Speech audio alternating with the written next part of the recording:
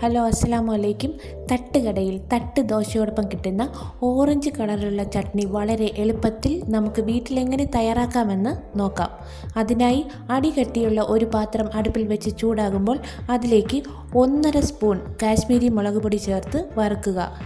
ഇത് ഏകദേശം 30 സെക്കൻഡ് മാത്രമേ വറുക്കാൻ പാടുള്ളൂ.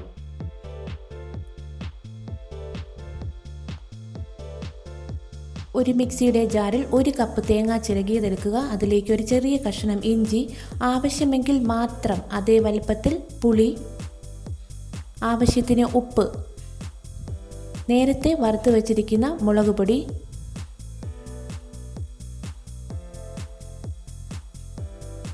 ഒരു തണ്ട് കറിവേപ്പില,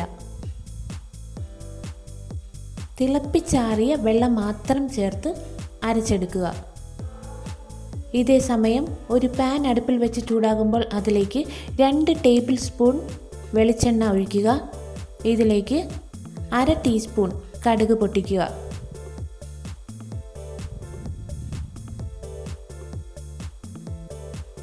ഇനി ഇതിലേക്ക് 5-6 ചെറിയ ഉള്ളി അരിഞ്ഞത് ചേർത്ത് വഴറ്റുക. ഈ ചെറിയ ഉള്ളിയാണ് ഈ തേങ്ങാ ചമ്മന്തിക്ക് സ്വാദ് നൽകുന്നത്. അതിനാൽ ഇത് ഒരിക്കലും സ്കിപ്പ് ചെയ്യാൻ പാടില്ല. ബ്രൗൺ കളർ ആകുന്നത് വരെ ഇത് വറുക്കേണ്ടതായിട്ടുണ്ട്. ഇനി ഇതിലേക്ക് 3 വറ്റൽമുളക് ചേർക്കുക. കുറച്ച് കൂടുതൽ തന്നെ കറിവേപ്പിലയും ചേർക്കുക.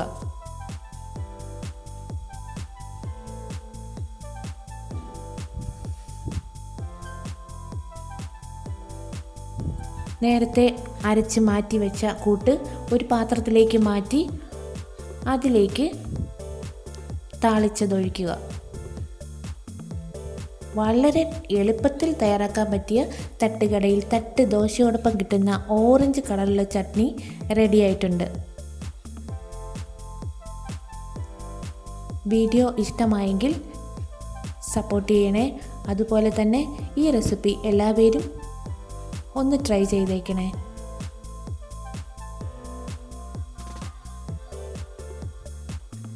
ദോശ, വട, ഇഡ്ഡലി എന്നിവയ്ക്കെല്ലാം ബെസ്റ്റ് കോമ്പിനേഷൻ, സ്വാദേറിയ കോമ്പിനേഷനാണ് ഈ തേങ്ങാ ചട്നി. Thank you.